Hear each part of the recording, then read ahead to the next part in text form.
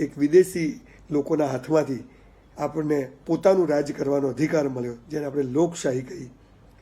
લોકો વડે, લોકો દ્વારા અને લોકોથી ચાલતી સરકાર, એ કરવાનો આપણને અધિકાર મળ્યો. આજે એક થોડો ચર્ચા કરવાની ઈચ્છા થઈ કે હું ગઈકાલે એક ટીવી ડિબેટમાં ગયો હતો, તેમ થયું કે આજે એક વિડીયો બનાવું કે શું આજે 72 વર્ષે આપણે લોકો ખરેખર આઝાદ થયા છીએ? શામાંથી આઝાદ થયા છે અને હજુ શામાંથી થવાનું છે? પહેલાં એક ખુલાસો કરી દઉં અહીંયા ખાસ. મારું બોલવાનું બહુ ખરાબ હોય છે અને ઘણીવાર ન બોલવાનું પણ બોલાઈ જાય છે, જેનો મને અફસોસ હોય છે, પણ મારું દિલ બહુ સાફ છે, મારો આક્રોશ હોય છે, મારો ગુસ્સો હોય છે, એટલે બોલી જવાય છે. પણ ઘણી બધી મંજિલ કાપવાની બાકી છે. 70-72 વર્ષમાં આ દેશે જેટલી પ્રગતિ કરી છે, કોઈના બાપની તાકાત નથી કે પ્રગતિ કરે, પણ 30 કરોડને 130 કરોડ થઈ જાવ તો શું થાય? એટલે એ આખો જુદો ચર્ચાનો વિષય છે. પણ આજે હું એ વાત કરવા બેઠો છું કે મારા રોલ મોડલ છે સરદાર પટેલ, મારા રોલ મોડલ છે ગાંધી, મારા રોલ મોડલ છે ખાન અબ્દુલ ગફ્ફાર, મારા રોલ મોડલ છે બાબા સાહેબ આંબેડકર. પોલિટિકલ લોકોની વાત કરીએ તો કે જેમણે અમૂલ્ય એવા હજારો લાખો લોકોએ, જેને આપણે ઓળખતા નહીં હોય પણ એમણે બહુ મોટું પ્રદાન આપ્યું છે, એની હાલ વાત નથી. પણ આજે શું ગાંધી, સરદાર, ખાન અબ્દુલ ગફ્ફાર કે બાબા સાહેબ આંબેડકર આપણે પેદા કરી શક્યા છીએ અથવા કેમ નથી થતા? એ ગંભીર પ્રશ્ન છે. આજે જ્યારે નેતાઓને જોઈએ છે મસ્ત મોટી ગાડીઓ લઈ આખો રસ્તો બ્લોક થઈ જાય અને સામાન્ય માણસ કલાકો સુધી ઊભો રહે અને 400-500 પોલીસવાળા ઊભા હોય અને આપણા નેતાઓ ત્યાંથી ગાડીઓ લઈને નીકળે અને બહુ મોટા સમિયાણા હોય, બહુ મોટા મંડપ હોય, સ્ટેજ પર એસી હોય, સોફા હોય, મોટા હાર હોય, લગભગ 1 મહિનો પૂજા કરીએ તો વાપરી શકાય એટલા બધા ફૂલો 1-2 મિનિટના ફોટા માટે વપરાતા હોય, ત્યારે અને સામે જે લોકો બેઠા હોય, જે માત્ર કોઈ શિક્ષકો હોય, નર્સો હોય, આંગણવાડીની બહેનો હોય અથવા પોલીસનો સબ સ્ટાફ હોય, એમને કમ્પલસરી બેસાડવામાં આવે અને નેતાજી આવીને ત્યાં એક લેક્ચર આપે. મને હજી સુધી સમજ નથી પડતી કે એક સરદાર પટેલ જ્યારે લેક્ચર આપવા, કે ખાન અબ્દુલ ગફ્ફાર કે ગાંધીજી કે આવા બધા લોકો જ્યારે બોલવા ઊભા થાય ત્યારે લાખોની મેદની આવી જાય. હું દાવા સાથે કહું છું, આજનો કોઈ પણ નેતા જો એકલા જાહેરમાં જઈને પોતાના વોર્ડમાં કે વિસ્તારમાં ઊભા રહે તો 100 લોકો ભેગા થાય નહીં. એવરેજ છે, આજે પણ બહુ જ સરસ લોકો છે, પણ એ 10-15% છે. બાકી બધા શું છે આપણે બધા જાણીએ છીએ ને, એની ચર્ચા કરવાની કોઈ જરૂર નથી. તો આવું કેમ થયું? આના પાયામાં શું વાત છે? આપણે આજે ભારતીય છીએ પણ આવતીકાલથી વાણિયા બની જઈશું, પટેલ બની જઈશું, બ્રાહ્મણ બની જઈશું, મુસલમાન બની જઈશું, ઓબીસી બની જઈશું, રજપૂત બની જઈશું અને રોડ ઉપર ઊભા થઈ જઈશું અને અમારી માંગો પૂરી કરો, એ બધું ચાલશે. કઈ દિશામાં આપણે લોકશાહીને લઈ જઈ રહ્યા છે? આ એક ચર્ચાનો વિષય છે. આજે રાજકારણ એ બિઝનેસ ઓપોર્ચ્યુનિટી છે. કેમ કે જે લોકો પાસે કશું નથી હોતું એ જ્યારે રાજકારણમાં જાય છે અને 5 વર્ષ પછી તમે એની પાસે ફોર્ચ્યુનર જુઓ, ફાર્મ હાઉસ જુઓ, સ્વિમિંગ પુલવાળા ઘરો જુઓ, 10 વર્ષ પછી એમના છોકરાઓ સીધા ફોરેનમાં સેટ થવા જતા રહે, એમની કન્સ્ટ્રક્શનની સાઈડો ચાલતી હોય, તો આ કેવી રીતે થાય છે? શું એ લોકો સમાજ સેવા કરે છે એટલે ભગવાન એમને બદલો આપે છે, કે પછી આ લોકો કરપ્શન કરે છે અને પાછલા બારણે બધું ઘર ભેગા કરે છે? એ આપણે નક્કી કરવાનું છે, સમય નક્કી કરશે. ઈશ્વરની મરજી વગર પાંદડું હલતું નથી. પણ જ્યારે યદા યદા હિ ધર્મસ્ય ગ્લાનિર્ભવત, જ્યારે અધર્મનો ઉદય થાય છે ત્યારે ઈશ્વર જન્મ લે છે, કોઈ વિચાર સ્વરૂપે, કોઈ વ્યક્તિ સ્વરૂપે. અને વિચાર કે વ્યક્તિ આપણે બનવાનો હવે સમય આવી ગયો છે. આજે આપણે અંગ્રેજો સામે નથી લડવાનું, આજે આપણે આપણા લોકો સાથે લડવાનું છે. અને લડવાનું નથી, એમને યાદ કરાવવાનું છે કે તમે તમારી જવાબદારીઓ ભૂલી ગયા છો. અને બીજી બાજુ આપણે નાગરિક તરીકે આપણી જે ફરજો હતી, જે જવાબદારીઓ હતી, એ ક્યાંક આપણે ચૂક્યા છીએ. અને ત્રીજી બાજુ બ્યુરોક્રસી એટલે નેતાગીરી, સામાન્ય પ્રજા અને બ્યુરોક્રસી, આ ત્રણેયના ત્રિગુણી સંગમ પર લોકશાહી ઊભી છે. અને લોકશાહી કોણ ચલાવશે એક બહુ મોટો પ્રશ્ન છે. આ જવાબદારી કોની છે એ ખબર પડતી નથી. 100 માણસો વોટ આપે છે, 100 લોકો છે, એમાંથી માત્ર 60% એવરેજ લોકો વોટ આપે છે. અને 60માંથી જ્યારે અડધા વોટ આવે એટલે 30 વોટ આવે, એ જીતી જાય અને આપણી પર શાસન કરે. એટલે 100 કરોડ લોકો હોય તો એમાંથી 30 કરોડ લોકો જે બાજુ હોય એ લોકો શાસન કરે, 70 કરોડ લોકો બહાર બેઠા બેઠા કોમેન્ટ કરે અને કે દેશ આમ છે, આમ છે, આમ છે. આ બધું કેવી રીતે ચાલશે? તો મને બહુ ઘણા સમયથી હું જોઉં છું. પણ હા, એનું ખરાબ પાસું એ છે કે જ્યારે મારા જેવા લોકો આવું જાહેરમાં બોલે છે અથવા કડવી વાત પબ્લિકલી બોલે છે ત્યારે મને ખૂબ જ હેરાન કરવામાં આવે છે. હું કન્સ્ટ્રક્શનના ધંધા સાથે સંકળાયેલો છું. મારી પ્રોપર્ટીઓ ગોચમાં નાખવામાં આવે છે. 5-5 વર્ષથી હું રાહ જોઉં છું કે ક્યારે બધું ક્લિયર થશે, પણ મને એની ચિંતા નથી. કે 2 ટાઈમ ખાવાનું ભગવાને આપ્યું છે અને આપશે, કોઈ ભૂખ્યા મરી જતું નથી, એટલે એ તો થઈ જશે અને મને એની ચિંતા નથી. પણ આજે થોડીક આપણી જવાબદારીઓ વિશે વાત કરવાનો ચોક્કસ સમય છે. ખૂબ બધા રાત્રે મને મેસેજ આવ્યા, ખૂબ બધી ધમકીઓ પણ આવી, પણ મેસેજ બધા એ આવે કે સાહેબ તમે બરોબર છે ને આવતીકાલે એક સરસ વિડીયો બનાવો કે જે ભારતના લોકો, ખાસ આપણે ગુજરાતની વાત કરીએ અત્યારે તો ભારત સુધી પહોંચવાની, તો મને કોઈ ઓળખે છે કે ખબર નથી, પણ હું માનું છું કે ગુજરાતે હંમેશા એ ગાંધી સરદાર હોય, આપણા નરેન્દ્રભાઈ હોય કે પછી એક નવો વિચાર હોય, બધો ગુજરાતની શરૂઆત થઈ છે. તો મને એમ થયું કે લાવો આપણે પણ એની એક વાત કરીએ. આજે ખાદીધારી નેતાઓ, પગમાં ચપ્પલ 2 પટ્ટીવાળા પહેરીને આઝાદીની વાત કરવાના લોકો જે હતા એ આજે કેમ નથી? આ એક પહેલો અવસર. બીજો, જે નેતાઓ સોગંદ ખાઈ અને MLA MP કે કોર્પોરેટર બને છે એ લોકોની અંદર નિષ્ઠા દેખાતી નથી, પ્રમાણિકતા દેખાતી નથી, એમનું રહેન સહેન ચાલ ચલન વિશે આપણે ચર્ચા નથી કરી, પણ આવું કેમ થાય છે? એ લોકો બી ચાહતા નથી કે એમને ખોટું કર્યું, પણ એવું કેમ ખોટું થાય? નેતાગીરી એક બાજુ, બીજી બાજુ બ્યુરોક્રસી. એક સામાન્ય તલાટી હોય, કારકુન હોય, પટ્ટાવાળો હોય, કલેક્ટર હોય, મામલતદાર હોય, ડેપ્યુટી કલેક્ટર હોય, PSI હોય, PI હોય, પોલીસ હોય, આ બધી જ જગ્યાએ આપણને એમ દેખાય છે કે માણસ ભગવાનથી ડરતો નથી. તો એનું કારણ શું છે? ત્રીજી બાજુ પ્રજા છે જે ઇલેક્શન પછી તરત જ કહે છે કે આ તો કોઈ આવતું જ નથી, વોર્ડમાં નથી આવતું, વિસ્તારમાં નથી આવતું, 5 વર્ષે નેતાજી દેખાય છે. તો આ બધું કેમ થાય છે અને ક્યારે આપણે કરી શકશું? ક્યારે સરસ મજાનો એક દેશ, 5000 વર્ષથી સંસ્કૃતિવાળો દેશ ફરી પાછો મહાસત્તા બનવા જઈ રહ્યો છે અને બનશે જ. દાવા સાથે કહું છું, આ જમીનમાં એવી તાકાત છે, પણ ક્યાંક બધી રખ્યા જામી જાય છે, બધું ધૂળ જામી જાય છે અને આપણે ખંખેરવાનો આ સમય છે. આજનો આપણો દિવસ, જે આઝાદીનો જે દિવસ છે એ દિવસ છે કે આજે આપણે સેલ્ફ એનાલિસિસ કરીએ કે શું કરી શકાય. 100માંથી 80 બેઈમાન હોય અને છતાંય આપણે કે મારો દેશ મહાન. તો આ 100માંથી 100 લોકો ઈમાનદારીથી કામ કરે, સોલ એડ્યુકેશનથી કામ કરે, મારો દેશ છે સમજીને કામ કરે.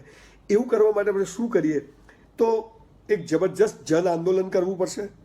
મેં એવું વિચાર્યું છે કે એનું નામ સત્યાગ્રહ આપીશું.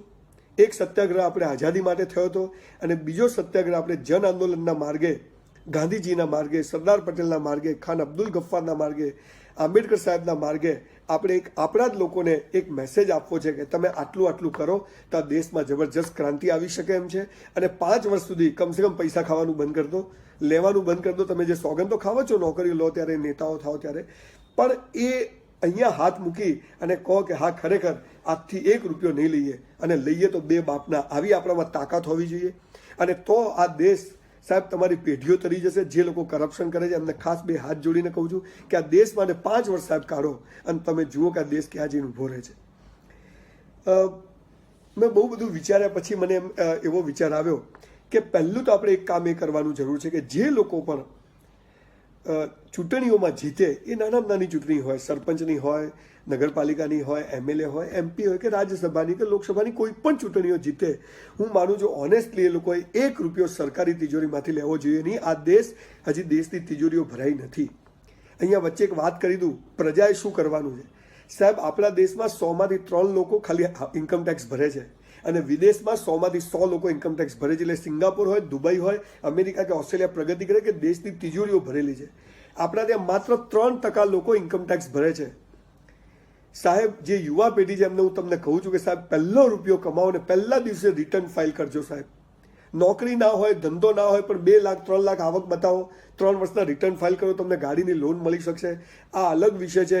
પણ 100માંથી જ્યારે આ દેશમાં 50 માણસો આ ઇન્કમટેક્સ ભરતા થઈ જશે ને, ત્યારે આ દેશમાં બધું સરસ થઈ જશે. સરકારી તિજોરીઓ ભરેલી હશે, રોડ રસ્તા સરસ હશે, ઇન્ફ્રાસ્ટ્રક્ચર સરસ હશે. એટલે નવી પેઢીએ એક ચીજ યાદ રાખવાની છે કે અને આ ઇન્કમટેક્સ ભરવા માટેનો સત્યાગ્રહ હવે જે મેં ગ્રુપ બનાવવાનું વિચાર્યું છે, એનો પહેલો મુદ્દો છે કે હું જબરજસ્ત લોકો ઇન્કમટેક્સ ભરે એના માટે કોશિશ કરીએ.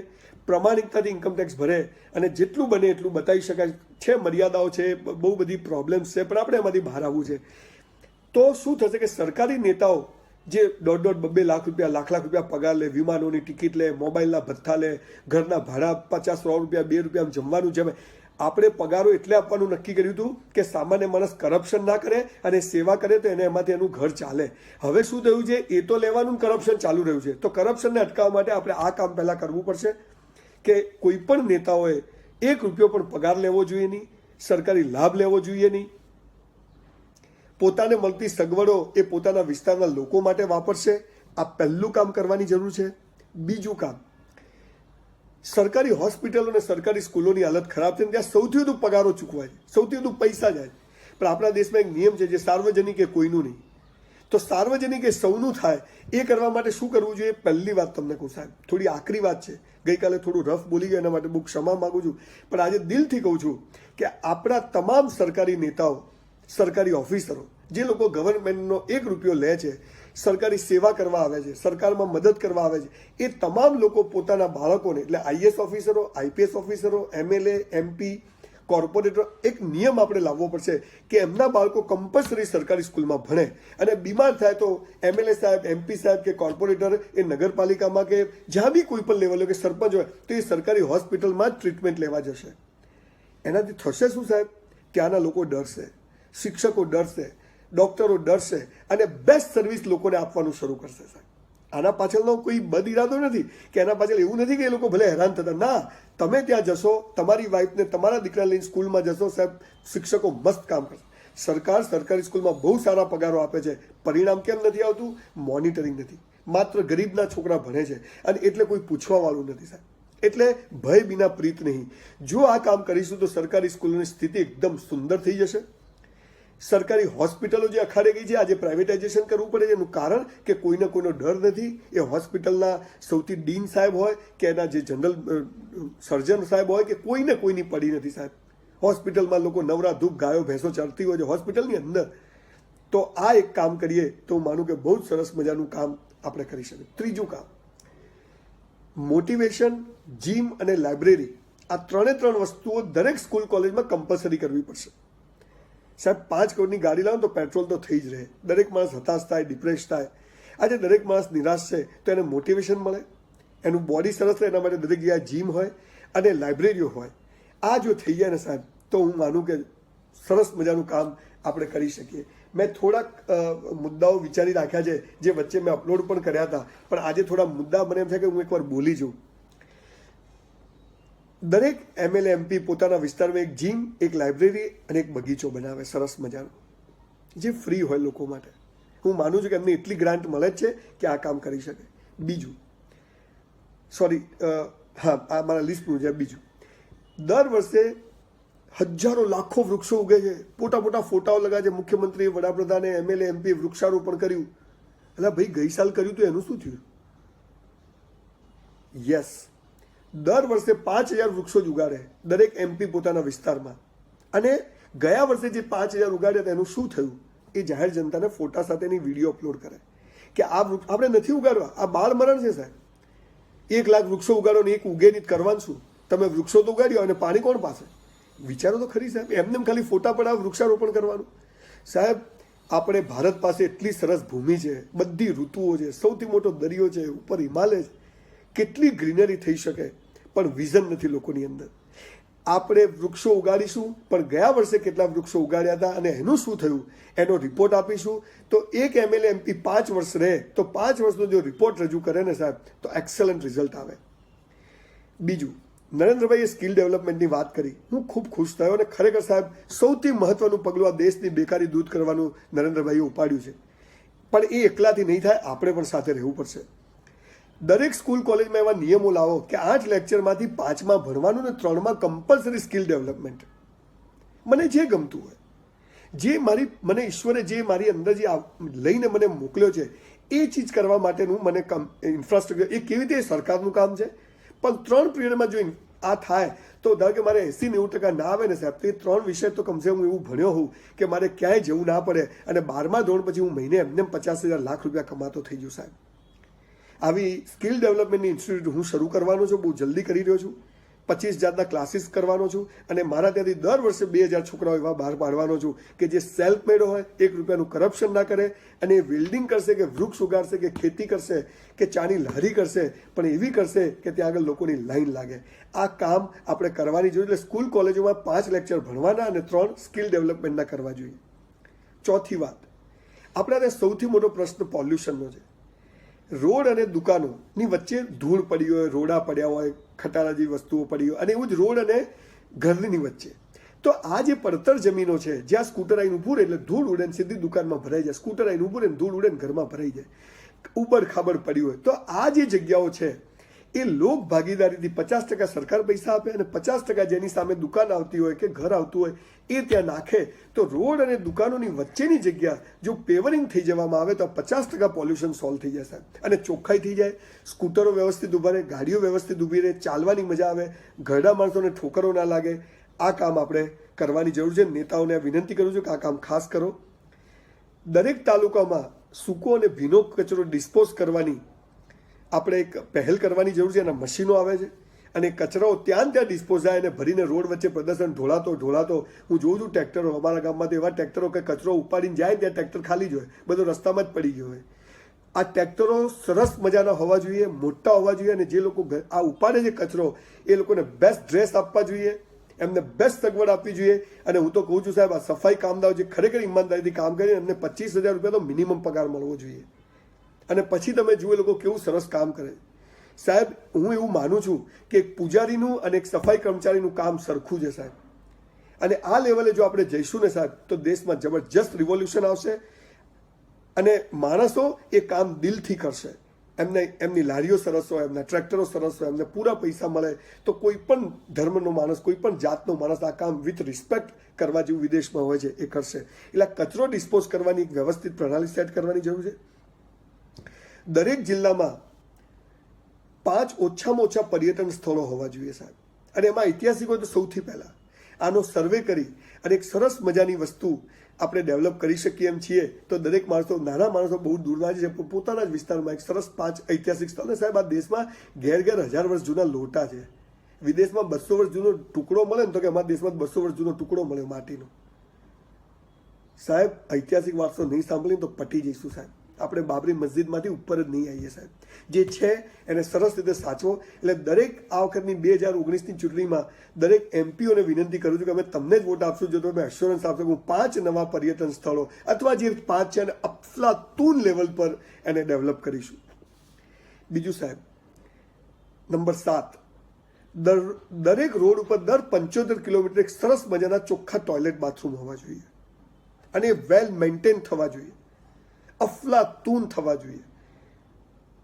આ કામ જો આપણે કરી શકીશું ને સાહેબ, તો રોડ ઉપર લોકો ગંદકી નહીં કરે. ધીરે ધીરે આદત પડશે. આ દેશને બગાડવામાં 5000 વર્ષ થયા છે. શકો, હુણો, આર્યો, અંગ્રેજો, મોગલ. તો આપણે સુધરતા બી ટાઈમ તો લાગશે. બહુ સ્પીડથી ચાલી રહ્યું છે ને હવે તો સરસ જમાનો આવી ગયો છે. આપણે સરસ કામ કરી શકીશું. દર 75 કિલોમીટરે એક શૌચાલય બનાવવા જોઈએ અને સરસ મેન્ટેન થાય, ચોખ્ખા હોવા જોઈએ. 8, દરેક સરકારી બસો દર અઠવાડિયે સાફ થવી જોઈએ, ધોવાવી જોઈએ. સીટો અને બારીના કાચનું મેન્ટેનન્સ થવું જોઈએ. સાહેબ, તમે બસમાં બેસો ને, એ બારીના જે અવાજો થાય ને કાચના, માથું પાકી જાય. હું જોઉં છું લોકો ઉતરે ને તો કે કઈ બાજુ જવું ને સમજ જ ના પડે. સીટોની અંદર ગાદી તૂટી ગઈ, તોડવાના આપણે છીએ, પણ બંને બાજુ આપણે કામ કરવું પડશે. આપણી પ્રોપર્ટી છે સાહેબ. જ્યારે બંધના એલાનો થાય છે ત્યારે સરકારી બસોને સળગાવતા લોકોને જોઉં છું, મને એમ થાય છે કે સરકારી બસો સળગાઈ આપણે કોને સળગાઈએ? બહુ દુઃખ થાય છે સાહેબ. બેસી જાઓ, ઉપવાસ પર બેસી જાઓ, અઠવાડિયું નહીં ખાવું, 10 દિવસ નહીં ખાવું, 15 દિવસ નહીં ખાવું, 1 મહિનો નહીં ખાવું. આ કરો ને, પોતાની જાતને ત્રાસ આપો, અંદરનો ઈશ્વર સામેવાળા માણસ સુધી પહોંચી જશે. પણ સરકારી મિલકતોને સાહેબ નુકસાન પહોંચાડશો નહીં, કોઈ પણ હોય, કોઈ પણ પ્રકારનું હોય. એટલે આ હવે બંધ કરવું પડશે આપણે. અને બસો સરસ મેન્ટેન થાય એવું કામ આપણે રેગ્યુલર જોવું પડશે. બસો ધોવાવી જોઈએ, ઉલટીઓ કરેલી પડી હોય. સામાન્ય માણસ એક તો ઘરમાં તકલીફ, રોડ પર તકલીફ, બસો ગંદી. આ સૌથી મોટું સેવાનું કામ છે. એટલે નંબર 8 કે આપણે દરેક સરકારી બસો દર અઠવાડિયે ધોવાય અને વેલ મેન્ટેન થાય. એ જે કોઈ આ વખતે ચૂંટણીમાં ઉભા રહે એ લોકોએ જોવું પડશે. નંબર 9, આપણે ત્યાં દરેક ધાર્મિક સ્થળો CCTV કેમેરા લગાવે, બોર્ડ મારે, કોઈએ ફોટોગ્રાફી કરવી. અરે ભાઈ, એક મંદિર મસ્જિદ એવું નથી જેના ફોટા બજારમાં વેચાતા ના મળતા હોય. તમે કોઈ એના વિડીયો તમને આપી દઉં. એ આપણી સંસદ હોય કે આપણી ચોપાટીઓ હોય કે આપણા મોટા મંદિરો હોય, મસ્જિદો, બધું મળે છે. તો શું કરવા સામાન્ય માણસને હેરાન કરો છો? મોબાઈલ બહાર મૂકો ને, આ બહાર મૂકો ને, લાઈનો લગાવો, ફોટા પાડવાની, ફોટોગ્રાફી પ્રોહિબિટેડ છે. શેના માટે? ભાઈ, સિક્યોરિટી જે દાડા આવે છે ને દાડા કશું કામ નથી આવતું. અને જ્યાં જ્યાં હુમલા થયા ને ત્યાં બધે સિક્યોરિટીઓ હતી જ ભાઈ. અને ત્યાં ફોટોગ્રાફી નથી થઈ તોય બધું થયું જ છે. સામાન્ય માણસ શું કરવા હેરાન? એક સામાન્ય માણસ એક સરસ મંદિર આગળ ફોટો પાડે, ફોટા નહીં. એક મસ્જિદ આગળ ફોટા નહીં. સંસદ આગળ પાડે, ફોટા નહીં. જ્યાં જો ફોટા નહીં, ફોટા બધા મળે. શું કરવા ઉલ્લુ બને? આ બંધ જ કરતો નિયમ જ. CCTV કેમેરા રાખો, પણ સામાન્ય પ્રજાને ત્યાં જે ફોટા પાડવા માટે જે હેરાનગતિ છે એ આપણે બંધ કરવી જોઈએ. નંબર 10, આપણે ત્યાં હેલ્મેટ અને કાળા કાચનો ગાડીમાં એક નિયમ આવ્યો છે સાહેબ. સેલ્યુટ છે જેણે આ નિયમ બનાવ્યો, પણ કોના માટે? શું એનો અમલ થાય છે? અમદાવાદમાં હેલ્મેટ પહેરવાની, બાકી ગુજરાતમાં ક્યાંય નહીં પહેરવાની. એક દીકરી ઉપર બળાત્કાર થાય અને લાખો ગાડીઓને તમે એમ કહો કાળા કાચની જોઈએ. આજે કાળા કાચવાળા ફરે છે, પડદા લગાવી દે છે. જેને ખોટું કામ કરવું એ કરશે, બારીમાંથી બહાર નોટ લાંબી કરશે અને જતો રહેશે. સામાન્ય માણસ રોજ હેરાન થાય છે, રોજ ગાડીના કાચ તૂટે છે, લેપટોપ જાય છે, પર્સ જતા રહે છે, ગાડીમાંથી સામાન ચોરી થઈ જાય છે. તો કાળા કાચ કેમ નહીં? આ એક ગંભીર સવાલ છે. મારે કોઈ સુપ્રીમ કોર્ટના રૂલિંગ સામે કે સરકાર સામે વિરોધ નથી, પણ જો પડાવવો જોઈએ તો 100% પડાવવો જોઈએ અને પડાવો. અને નથી પડાતો તો આ લોકોને હેરાનગતિ છે. સૌથી મોટો ભ્રષ્ટાચાર આ હેલ્મેટ અને કાળા કાચના નામે થઈ રહ્યો છે, જે બંધ કરવો જોઈએ. આ માટે પણ સરકારે એક અધ્યાદેશ લાવી ફરીથી એકવાર આ ચર્ચા કરવાનો વિષય છે કે આ નૈતિક હોવું જોઈએ. કાળા કાચ નહીં કરવાથી બળાત્કાર બંધ થયા, ફિગર જુઓ વધે છે. એક ગાડીમાં થાય ને એક માણસ હળી કરે એટલે એ મુદ્દા ઉપર આખો નિયમ બની જાય અને એના નામે પાછું કરપ્શન થાય. હું પહેરીશ હેલ્મેટ, મને મારી સેફટીની પડી છે માટે હું પહેરીશ. આ ચીજ આપણે બે ચીજો માટે સરકારે ફરીથી ફેર વિચારણા કરવાની જરૂર છે. કોર્ટને અપીલ કરવાની જરૂર કે આને મરજિયાત રાખો. બધા કરશે જ, નૈતિક લોકો છે. અને જેને ગોરખ ધંધા કરવા તો ગમે ત્યારે કાળા જ લે. આજે સાહેબ રોજની 10 ગાડીઓ મળે છે, શું કરવા? કાયદો બને તો કાયદો પડાવવો પણ જોઈએ, એ પણ જોવાનું કામ સરકારનું છે. તો આ બાબત પર પણ નિયમ નંબર 10 છે મારો કે હેલ્મેટ અને ગાડીના કાળા કાચ બાબતે કાં તો 100% પડાવો અને કાં તો આ બે નિયમ મરજિયાત બનાવો. નંબર 11, શિક્ષક અને પોલીસ. આની સ્થિતિ સાહેબ બહુ ખરાબ છે આપણા દેશમાં. જે લાયક નથી એને કાઢી મૂકો, પણ જે લાયક છે એને VIP સગવડો આપો સાહેબ. શિક્ષક અને પોલીસને ટોલ નાકા પર ટોલ નહીં ભરવાનો, એમને સ્પેશિયલ સિમ્બોલ આપો. એમની પાસે આ વસ્તી ગણતરી કરાવવાનું કામ બંધ કરો. કોઈ પણ નેતા આવે, પોલીસ 8-8, 10-10 કલાક પહેલાથી લાઇનસર ઊભી રહે. શાના માટે? ભાઈ કોઈ નહીં ઉડાડે. જે દિવસે ઉડાડશે ને કોઈ બચાવવાનો નહીં હોય સાહેબ, ગમે એટલી પોલીસ હશે. તો આ જે આપણે જે રેપો ઊભો કર્યો છે એમાં શિક્ષક સૌથી વધારે શોષણ અને પોલીસનું સૌથી વધારે શોષણ થાય છે. તો શિક્ષક અને પોલીસને VIP સગવડો આપો અને પછી એમની કામ લો ને કે રિઝલ્ટ જોઈએ ને કોઈ કાઢી મૂકશું. કોઈ પરમેનન્ટ જમાઈ નહીં સરકારનો, ગમે ત્યારે કામ નથી કર્યું કાઢી મૂકશું. અને 10 વર્ષે 50 હજારને કાઢી મૂકો એટલે બધા સીધા થઈ જશે. પણ આ 2 જણ સમાજનું અભિન્ન અંગ છે અને એમના માટે સૌથી વધુ આપણે એમને સગવડો આપવાની જરૂર છે. અને તો આ બેમાં સૌથી સારા લોકો જશે. સાહેબ સાચું કહું, શિક્ષક અને પોલીસને સૌથી સારો પગાર મળવો જોઈએ. એના બાળકોને ભણાવવાની જવાબદારી સરકારે લેવી જોઈએ. એમને પહેલા દિવસે વગર વ્યાજની ગાડી ને ઘર માટે લોન મળવી જોઈએ. એમને સ્પેશિયલ સિમ્બોલ એલોટ કરવો જોઈએ. આ કરીશું ને સાહેબ તો તમે જુઓ. એટલે આ વખતની 2019ની ચૂંટણીમાં મારો મુદ્દા નંબર 11 એ છે કે શિક્ષકો અને પોલીસને ખાસ VIP સગવડો આપો સાહેબ. નિયમ નંબર 12, જે નાત જાત ધર્મ સંપ્રદાયની વાત કરશે વોટ લેવા માટે, એને વોટ નથી આપવો. જે કોઈના ધર્મની લાગણીને દુભાવશે એને વોટ નથી આપવો. સાહેબ તમને ખબર છે હિન્દુ ધર્મ શું છે? હિન્દુ છે ને ધર્મ જ નથી, સનાતન ધર્મ છે. સિંધુ નદીના કિનારે જે વસતા હતા વર્ષોથી એક જ પ્રજાતિ હિન્દુ, જે સિંધુ કહેવાય, અને અંગ્રેજો નહોતું પાડવું એટલે હિન્દુ બોલ્યા અને આપણે પકડી લીધું. સનાતન ધર્મ છે. ભારત એક એવી ભૂમિ છે જેણે દુનિયાના તમામ ધર્મોને પોતાની અંદર સમાઈ લીધા છે. એણે કોઈ દિવસ નથી કીધું કે આ ધર્મ ખરાબ છે. આ બધી શાખાઓ છે, વટવૃક્ષની શાખાઓ છે. એણે દરેક ધર્મને અપનાવ્યો છે. અલ્લાહની વાત કરી છે, નિર્ગુણ નિરાકાર, એ હિન્દુ ધર્મની મૂળભૂત વાત જ છે કે ઈશ્વરનો કોઈ રંગ રૂપ આકાર નથી. આપણે આમાં નથી પડવું. પણ નાત જાતના નામે આપણે ખૂબ 70 વર્ષ લડ્યા, એના પહેલા બી લડ્યા, એનું પરિણામ પણ ભોગવ્યું. અને આજે બી પાછું આપણે ફરીથી પાછું એ જ બાંગ્લાદેશ ને પાકિસ્તાનના નામે આ બધું ચાલે છે. 10-15% લોકો છે સાહેબ. છોડો આ બધી વાતો. અને આપણે હવે મનુષ્યના વિકાસની વાત, પ્રમાણિકતાની વાત એજ્યુકેશનમાં સ્કૂલ કોલેજથી લાવીશું ને તો જ આ દેશનો વિકાસ થશે. એટલે આપણે આ વખતે મુદ્દા નંબર 12 કે આ વખતની ચૂંટણીમાં જે નાત જાત ધર્મ સંપ્રદાયની વાત કરે કે ભાઈ તું બીજી વાત કરે. આપણા મુદ્દાઓ એ નથી, એ તો બહુ કર્યા તમે, હવે ઘસાઈ ગઈ કેસેટ, હવે કંઈક નવું લાવો. એટલે એના નામે જે વાત કરે એને વોટ નથી આપવું, એટલું તો નક્કી કરવું જ છે. નંબર 13, આ વખતે આપણે જે કોઈ MP સાહેબ ઉભા એમને કહેવું છે કે તમને મળેલી સરકારી ગ્રાન્ટ તમે દર વર્ષે ક્યાં વાપરો છો એનો હિસાબ દર વર્ષે સોશિયલ મીડિયા પર પબ્લિકને તમે બતાવો. અને એ કામ તમારા કોઈ મળતિયાઓને તો તમે નથી આપ્યા ને, એનું પણ લિસ્ટ મેં આ કામ કર્યું ને આ એજન્સીએ કામ કર્યું. સાહેબ લોકોને બધું કાચની જેમ જણાવો તમે પ્રામાણિક છો તો, ઈમાનદાર છો કે મારા શાળા બનેવી નથી કર્યું, મારા ભાઈના છોકરાએ કોન્ટ્રાક્ટ નથી કર્યો, તો લોકોનો તમારી પર ભરોસો બેસશે. અને તમે ચોર હશો તો બી લોકોને ખબર કે આ ચોર છે. એટલે આ વખતે આપણે નક્કી કરવું પડશે સાહેબ, અઘરી વાત છે, પણ જે ખરાબ લોકોને બી કહું સાહેબ 5 વર્ષ આ દેશને બક્ષી દો સાહેબ. તમે જુઓ આ દેશ ક્યાં પહોંચી જાય સાહેબ. 65 કરોડ યુવાનો જે આ દેશ પાસે આશા માનીને બેઠા છે કે કઈ દિશામાં જવું. એટલે આજે બહુ ચિંતાથી, બહુ લાગણીથી કહું છું કે તમે તમારા 5 વર્ષની ગ્રાન્ટનો દર વર્ષે જે 2 કરોડ 5 કરોડ મળે એનો હિસાબ લોકોને સોશિયલ મીડિયા પર પબ્લિશ કરજો અને આ નિયમ લાવવો પડશે આપણે. નિયમ નંબર 14, દરેક તાલુકામાં એક ઓડિટોરિયમ હોવું જોઈએ 1500 થી 2000 લોકોની કેપેસિટી. પૈસાની કોઈ કમી નથી. જે ઓડિટોરિયમ બન્યા છે સાહેબ તમે જઈને જોઈ આવો, 1-2 વર્ષમાં પથારી ફરી ગઈ છે. તમે એક ગરીબને વોટર કુલર આપી દો પણ એનું લાઇટ બિલ કોણ ભરશે? તમે એક સરસ મજાનું ઓડિટોરિયમ બનાવો છો, એને મેન્ટેન કોણ કરશે? અને સાહેબ તમે જુઓ કેટલી હલકી કક્ષાનું એમાં મટીરિયલ વપરાય છે. નથી એના ગ્રીન રૂમના ઠેકાના, નથી એમાં ટોયલેટ બાથરૂમમાં પાણી આવતા.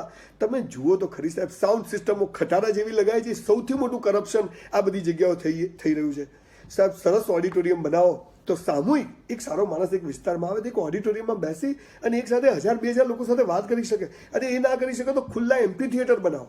આપણે જે ગ્રીક માઇથોલોજીમાં હતા જે ગોળાકાર પગથિયાવાળા, ક્યાંય બી બનાવો, એમાં તો બહુ પૈસાનો ખર્ચો નથી, રાત્રે પ્રોગ્રામ થાય. પણ દરેક જિલ્લામાં, દરેક તાલુકામાં આવા એક સરસ મજાના જગ્યાઓ હોવી જોઈએ કે જ્યાં લોકો ફ્રીમાં એક સરસ મજાના પ્રોગ્રામ કરે અને વેલ મેન્ટેન થવા જોઈએ પેલા ટોયલેટ બાથરૂમની છે. નંબર 15, કોઈ પણ વાહનના લાયસન્સની પ્રક્રિયા એટલી અઘરી બનાવી દો કે 3 વર્ષ સુધી કોઈ લાયસન્સ ના લઈ શકે. વિદેશમાં છે સાહેબ, પહેલા L મળે, પછી P મળે અને પછી લાયસન્સ મળે. અને લાયસન્સમાં પેલો પાર્ટી કરે, જે થઈ ગયું આપણે હવે એમાં નથી પડવું. પણ નવા નિયમો એટલા કડક બનાવો સાહેબ કે લોકો થાકી જાય કે લાયસન્સ મળે તો પાર્ટી કરવો જોઈએ. માણસ બહાર આવે ને પેલો આમ આટો મારીને જતો રહે, નહીં ચાલે સાહેબ. આ બહુ ગંભીર, અને આ જ લોકોના કારણે રોજના એક્સિડન્ટ થાય છે, કેટલા લોકો મરી જાય સાહેબ. તમે કોઈનું ખૂન કરો ને તો આજીવન છે, પણ હું કોઈને ઠોકું નહીં પેલો મરી જાય ને તો 7 વર્ષની સજા. બોલો આવું છે? એટલે આ બહુ ગંભીર વિષય છે. લાયસન્સ એટલું અઘરું બનાવી દો કે માણસને 100% ના આવડે ને ત્યાં સુધી એને લાયસન્સ મળે નહીં. એને બધા જ રૂલ્સ, બધા જ નિયમો, કેમ વાળવી, કેમ ઊભી રાખવી, પાર્કિંગ પર શું કરવું, ખોટું નહીં કરવું, એની સોગન લેવડાવો, ઓવરટેક નહીં કરવું, ઢાળ હોય તો નહીં કરવું, આ બધું કરવું પડશે. અને તો બહુ મજાના લોકો ટ્રાફિક સેન્સથી કામ કરતા થઈ જશે. આપણે શરૂઆત તો કરીએ. એટલે આ વખતે ટ્રાફિક નિયમો સૌથી અઘરા, એનું ઇમ્પ્લિમેન્ટ અને લાયસન્સની પ્રક્રિયા અઘરી. આ અમારો નિયમ નંબર 15 છે. નિયમ નંબર 16, સરકારી સ્કૂલો અને સરકારી દવાખાનામાં સૌથી વધુ ગ્રાન્ટ વાપરો સાહેબ, અને એને ચોખ્ખા અને ભ્રષ્ટાચાર મુક્ત બનાવો. દર વર્ષે રિપોર્ટ આપો કે આ વર્ષે આ કામ કર્યું. સાહેબ કોઈ MLA MP કશું રિપોર્ટ જ નથી કરતું પબ્લિકને કે મેં આ 1 વર્ષમાં કર્યું શું. મેનિફેસ્ટો બહાર પાડો છો તો દર વર્ષે એ બી બહાર પાડો કે મેં આ વર્ષે આટલું કર્યું, અને એ પબ્લિકલી બધે ખબર પાડો કે આ કર્યું છે. આ તો કંઈ બી હોય તો નરેન્દ્રભાઈને બતાવો. નરેન્દ્રભાઈ કરે છે બરોબર, મારે તમે શું કર્યું? તમે નરેન્દ્રભાઈ જેમ તમારા વિસ્તારમાં કરો અને એ બતાવો લોકોને, ને એમના જેવી પ્રમાણિકતા બતાવો તમે કે અમે બી પ્રમાણિક છીએ. 1 રૂપિયો ખાતો નથી, ખાવા નથી દેતો, તો એ તમે બી બતાવો કે આ અમે કામ કર્યું, આ ગ્રાન્ટ આપી, આ વાપરી, ને આ કોઈ ઘરના સગાવાલા જો નથી કર્યું, મારી કોમના માણસને નથી આપ્યું કામ, એટલે સુધીનું તમારી તૈયારી હોય ને તો સાહેબ લોકો તમને કહેશે કે ના આ સાચો નહીં થાય. નિયમ નંબર 17, દરેક સરકારી કાર્યક્રમો એકદમ સાદગીથી કરવામાં આવે. કોઈ સોફાની, કોઈ કુલરની, કોઈ એસીની, કોઈ મંડપની ખુરશીઓનો બહિષ્કાર. લોકો નીચે બેસશે. તમે જો સારા છો ને તો તમને સાંભળવા લોકો નીચે બી આવશે. બાકી તમારે પૈસા આપીને જ બોલાવવા પડશે ખુરશીમાં બેસવા તો. એટલે આ બધા તાઇફા બંધ કરો, આટલા મોટા મોટા હાર પહેરાવાનું બંધ કરો. સામાન્ય લોકોને એકદમ, અને એમાં તમારી આબરૂ વધશે સાહેબ. બિલકુલ સરળ મંડપો ઉપર, સાદા સ્ટેજ ઉપર, અને રાત્રે કરો પ્રોગ્રામ, સાંજે કરો, કોઈ પ્રોબ્લેમ નથી. સિક્યોરિટી, શેની સિક્યોરિટી? એટલે દિવસે ગોળીઓ મારી ગયા લોકોને. ડરશો નહીં, કોઈને પડી નથી સાહેબ, કોઈ લાફો નહીં મારે આપણને. આપણે ચોખ્ખા છીએ, આપણે સારા છીએ. ડરશો નહીં. આ પોલીસના સડફા અને આ ગાડીઓ ને એસ્કોર્ટ બધું, હા વડાપ્રધાન શ્રી, મુખ્યમંત્રી, અમુક પર્ટિક્યુલર પોસ્ટ પર એનો, પણ બધા જ સાથે બંદૂકવાળો ફરતો હોય. બંદૂકવાળો લઈને ફરવાનું શું મતલબ ભાઈ? મને તો સમજ જ નથી પડતી. આ બધા બહુ ગંભીર પ્રશ્નો છે જે લોકશાહી માટે ઘાતક છે સાહેબ. કોઈ બોલતું નથી, દિલ બળે છે. આ દેશનો નાગરિક છું, લોકશાહી છે, મને મારી વાત કહેવાનો અધિકાર છે, પણ કોઈએ તો બોલવું પડશે સાહેબ. ભીષ્મ પિતામહનો જીવ નહોતો જતો તો એટલે કહ્યું ભીષ્મ પિતામહનો જીવ કેમ ન જતો? ત્યારે ભગવાને સરસ કહ્યું, કૃષ્ણ ભગવાને, કે ભીષ્મ તમે બ્રહ્મચારી છો, તમે બધું જ સાચું, ગુરુ છો બધું જ, પણ તમે દ્રૌપદીનું ચીરહરણ થયું ત્યારે બોલ્યા કેમ નહીં? એટલે ભોગવવું પડે છે. હું સાહેબ બોલીશ, મને ધમકીઓ મળે છે, મને ગાળો બોલે છે, સોશિયલ મીડિયા પર મારા વિશે ગમે તેવું કરે છે, મને કંઈ ફરક પડતો નથી. પણ એક વાત છે કે વિચાર, અને હું તો જાતે બ્રાહ્મણ છું, સમાજને દિશા બતાવવી એ મારો જન્મસિદ્ધ અધિકાર છે, સમાજને જ્ઞાન આપવું એ મારો અધિકાર છે. અને કર્મે બ્રાહ્મણ થવા માટે આ કર્યું. જન્મથી બ્રાહ્મણ નથી થવાતું, કર્મે બ્રાહ્મણ. આઈન્સ્ટાઈને બ્રાહ્મણ કહેવાય, બાબા સાહેબ આંબેડકરને બ્રાહ્મણ કહેવાય, ન્યૂટનને બ્રાહ્મણ કહેવાય. સમાજને દિશા બતાવે, જ્ઞાન આપે એને બ્રાહ્મણ કહેવાય. આ કરવું પડશે. નંબર 18, ભણવામાં ખૂબ હોશિયાર વિદ્યાર્થીઓનું બહુમાન થાય, સન્માન થાય, બહુ સારી વાત છે. આ ડોક્ટરો, engineer, chartered accountant, company, IAS, IPS જોઈએ છે, જરૂરી. પણ દરેક વિષયમાં, દરેક સ્કિલ ડેવલપમેન્ટમાં, બીજા વિષયમાં પણ કોઈ બાળકો ટોપ પર હોય તો એનું પણ બહુમાન સ્કૂલ કોલેજમાં થવું જોઈએ. કે આ ભણવામાં હોશિયાર છે એ થાય. સાહેબ બીજું તમને કહું, આ જે સૌથી વધારે હોશિયાર લોકો છે ને ભણવામાં સાહેબ, જે સૌથી ટોપ પોસ્ટ પર જાય છે, એમાંથી 50% લોકો સૌથી વધારે કરપ્શન કરે. જે સૌથી વધારે પૈસા આપીને સારામાં સારા ડોક્ટર, એન્જિનિયર બને, સૌથી વધારે ઇન્કમટેક્સની ચોરીઓ કરે. મને એનો વિરોધ નથી, એમાં પણ સેલ્યુટ કરું એવા લોકો છે, હું એમને પગે પડું છું કે તમે આટલું ભણ્યા છો, કરોડો રૂપિયા કમાય, અમારો વિરોધ નથી. પણ સૌથી હોશિયાર લોકોનું પરિણામ સમાજમાં આ દેખાય છે સાહેબ. તો કયા હોશિયારો તૈયાર કરવા એ સમાજે વિચારવાની જરૂર છે. બહુ ગંભીર પ્રશ્ન છે. આના ઉપર બી મારી પર બહુ માછલા ધોવાય છે, લોકો ગાળો બોલે છે. પણ હું એ લોકોને કહું છું કે સાહેબ, you must be role model for the society. તમે લોકોને બતાવો કે અમે ભણવામાં હોશિયાર છીએ, અમે સમાજ સેવામાં પણ હોશિયાર છીએ, અમે લોકોને સૌથી સારી દિશા આપીએ છીએ, અમે આઈએસ છીએ, આઈપીએસ છીએ, ગવર્મેન્ટ ઓફિસમાં છીએ, એક પૈસાનું કરપ્શન નથી કરતા, અને આ મારો હિસાબ છે, આ મારા રૂપિયા છે, આ મારો પગાર છે, અને હું આટલું જ કમાઉં છું સાહેબ. સાહેબ એક વાત તમને કહું સાહેબ, ભગવાન કોઈને છોડવાનું નથી બોસ. જેણે હરામના રૂપિયા ઘરમાં ભેગા કર્યા છે ને સાહેબ, પત્નીને કેન્સર થયું છે, દીકરો મરી ગયો એકનો એક, છોકરીઓ ભાગી ગઈ છે, પોતાને કેન્સર થઈ ગયા છે, શરીરના ઠેકાણા નથી. સાહેબ રૂપિયા અહીં મૂકીને જશો, પણ લોકો કહેશે કે સરદાર પટેલ ગયા ને તો 120 રૂપિયા હતા, કે શાસ્ત્રીજી હતા ને લાલ બહાદુર, તેમની વાઈફે લોન ભરી, કે ગાંધીજી ગયા તો શું કરીને ગયા તમે જુઓ. 5 વાર કપડાં બદલવાળો માણસ એક અંગ્રેજે લાત મારીને સાહેબ છોકરાઓને મૂકી અને સાહેબ બધું છોડીને ધોતિયા પર આ દેશમાં રહી ગયો. સાહેબ તમે એની વિરાસતમાં તમને લોકો જોઈ રહ્યા છે.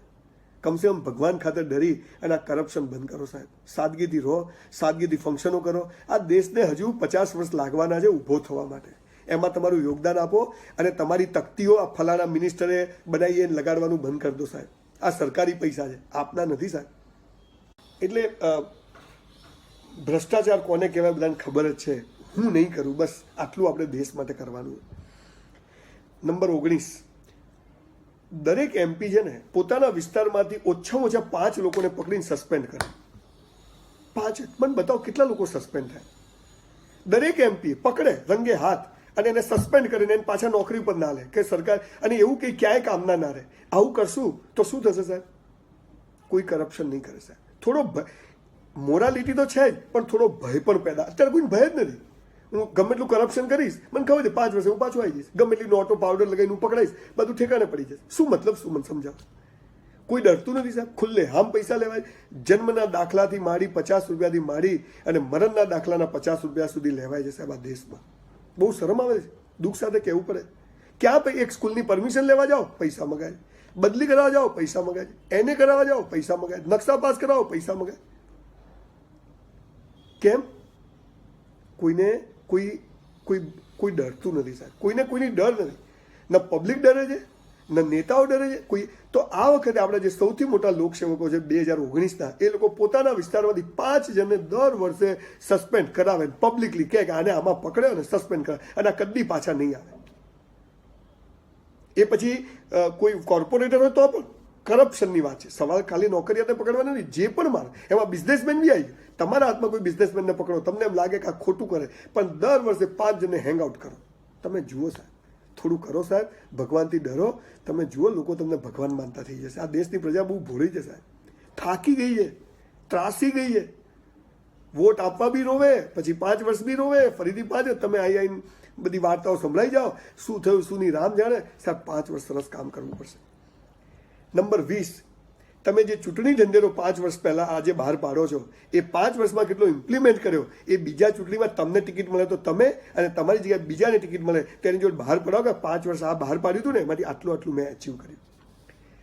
નંબર 21, મેં જે શરૂઆતમાં વાત કરી સાહેબ, દરેક MP પોતાના વિસ્તારમાં 10,000 લોકો ઇન્કમટેક્સ ભરતા થાય એની મુહિમ ચલાવે અને રિઝલ્ટ લાવે. 10,000 લોકો સાહેબ, મને એનો આઈડિયા છે મારી જોડે, મને કહેજો, હું તમને કહીશ.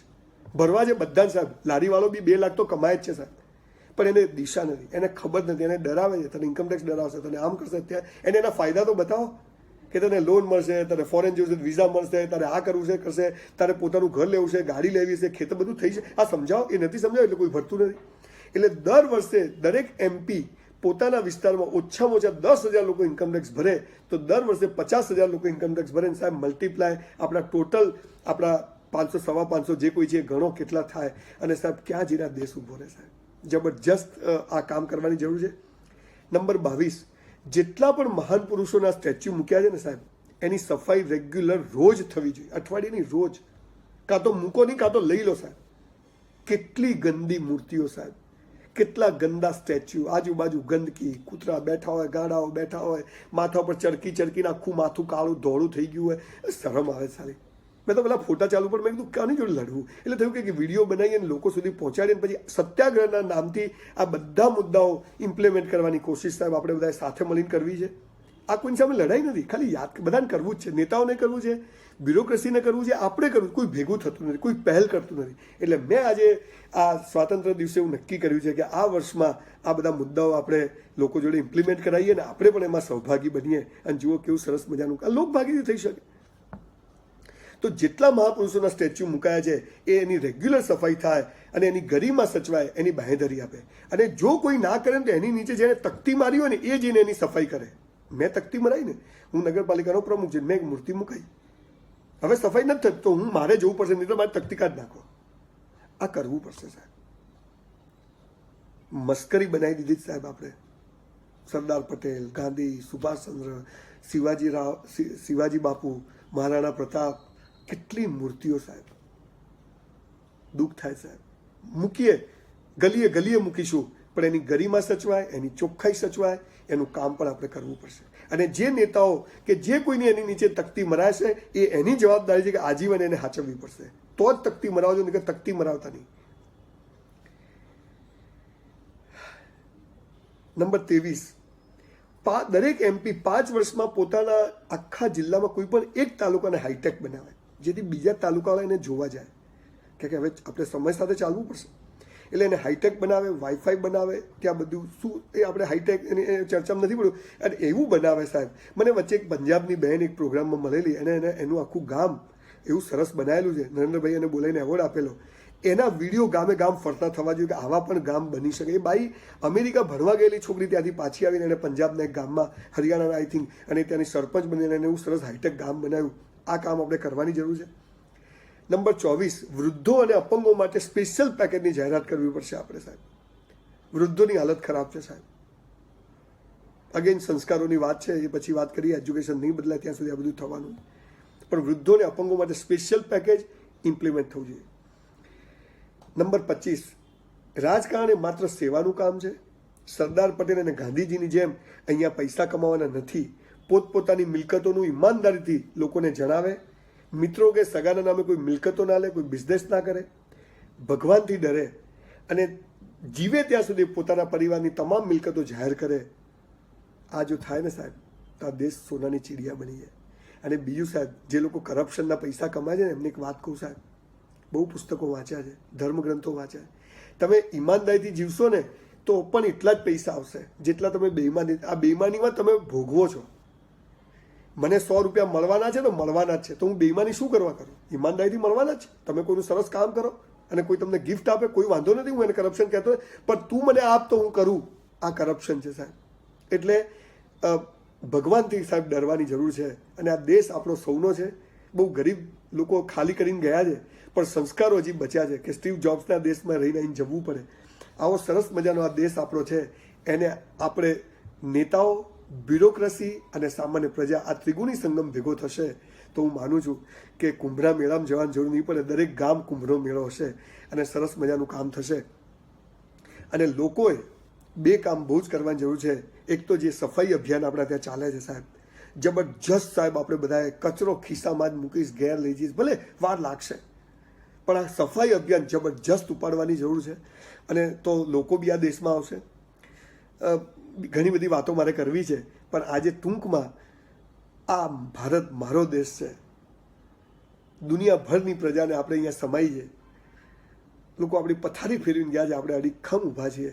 પણ જબરજસ્ત આપણી પાસે વારસો છે, ઐતિહાસિક વારસો છે. આપણા દેશ પાસે જેટલા મોન્યુમેન્ટ છે ને દુનિયામાં ક્યાંય છે જ નહીં સાહેબ.